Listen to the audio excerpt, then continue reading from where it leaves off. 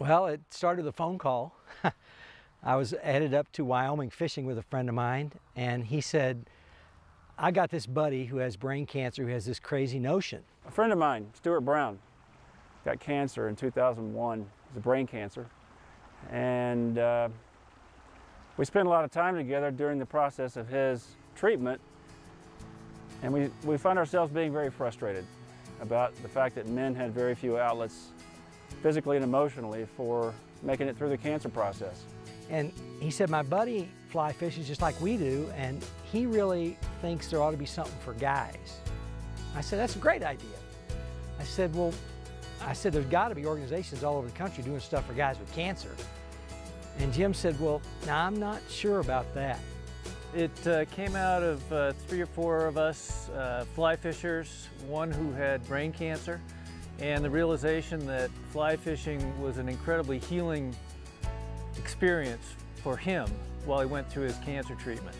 When he was on the water, he never felt like he had cancer. He never thought about his cancer. And so we thought that we wanted to provide that same experience for other men. So the 3 of us sort of formed this band of brothers. And we had a couple of other guys join us in the next few months. One day we were meeting and I said, guys, we got to put a stake in the sand if we're going to do this. We got to quit talking about it.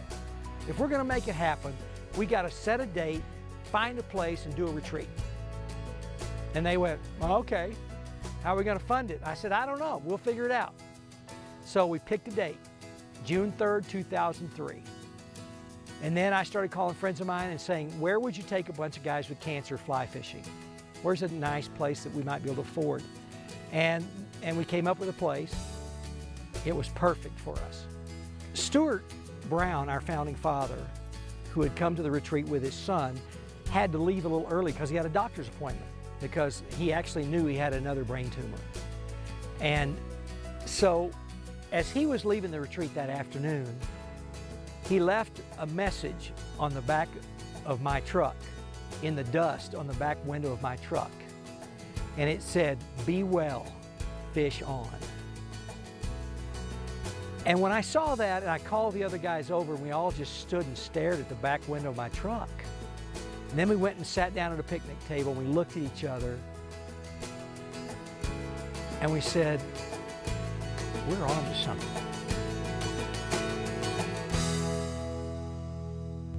And son is youngest, and probably...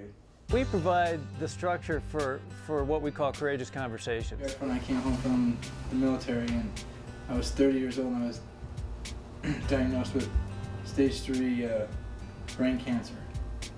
We're trying to just give them a break, a respite from their experiences, whether they're done with their cancer treatment, whether they're just starting their cancer treatment.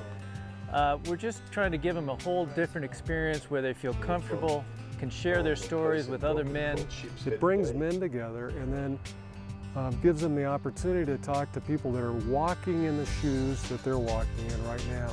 But what you'll find outside of that is the men getting together one-on-one or just in the small groups to talk about a variety of different aspects of their experiences with cancer. I think for some of these men, just being able to have conversations that are very real and very vulnerable is healing for them. Let them say it, you know? They're feeling it, they're experiencing it. They may not know exactly what it is, but just to have that conversation. And it's one, once they kind of put it out there, it's one less thing they have to carry with them. Real recovery takes a group of strangers, puts them in an environment where you're fishing, you're outside, you're enjoying that time, but that's only a small part of it actually. The fishing is a piece of the puzzle. I think a lot of guys, they come to these retreats and really don't know, you know, what it's about or what's going to happen, and when they leave, it's, you know, it's incredible. Nice fish. I think when you have cancer, you realize what's important in life. When you're the wife of a person with cancer, you really get down to what's important in life, and you learn to enjoy it, and you learn to cherish it. One of the things we do is we just we just demystify cancer. That's what real recovery really does, is it takes it out from behind the back door and the closed door and out in the black closet. And we bring it right out in the front of the room and sit it down and say, yeah, it's cancer. So you want to go fishing?